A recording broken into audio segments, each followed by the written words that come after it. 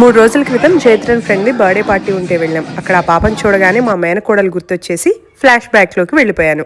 నాతో పాటు మిమ్మల్ని కూడా తీసుకొచ్చేస్తున్నాను. మేము ఎప్పుడు ఇండియా వెళ్ళినా సరే మా ఇంట్లో ఎవరైనా పిల్లల పుట్టినరోజు కానీ ఏదైనా అకేషన్ కానీ ఉందంటే ఆ రోజు ఖచ్చితంగా మిస్ అవ్వకుండా అక్కడికి వెళ్ళేలా చూసుకుంటాం.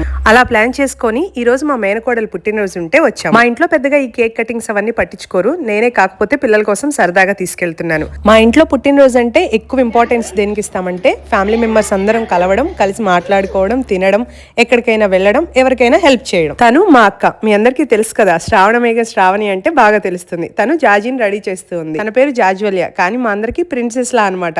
అందుకే అలా రాయించుకొచ్చాను. మేమందరం సప్త సముద్రాల అవతలున్నా సరే ఫోన్ చేసి మరి బర్త్డేకి రాకపోతే ఊరుకోనని గొడవ చేసేస్తుంది. తన ఈ 11 సంవత్సరాల పుట్టినరోజులో ఏదో ఒకటి అరా మిస్ అయ్యి ఉంటాం. నేనే కాదు, మా బ్రదర్ సిస్టర్ కూడా ఇలానే ఉంటారు.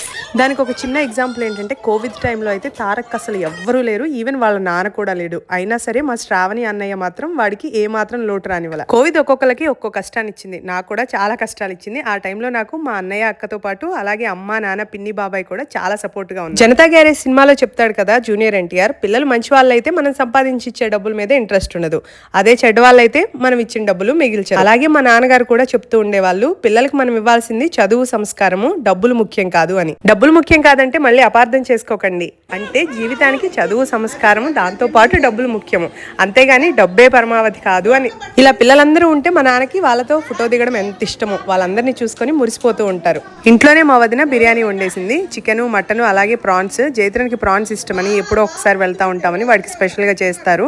శ్రావణి పిన్ని నాన్ వెజ్ తినరు, వాళ్ళ కోసం స్పెషల్ గా వెజిటేరియన్ వండారు. నేను మాత్రం చాలా ఫుడ్డీ, అందుకే మా వదిన దగ్గర ఉంటానన్నమాట. 4 రోజులు గట్టిగా ఇలాంటివన్నీ వండించుకొని తినేస్తా ఉంటా. మీ అందరికీ తెలుసు కదా వర్ష మోక్ష మీద మేము అందరం జోకులు వేస్తా ఉంటాం అనమాట.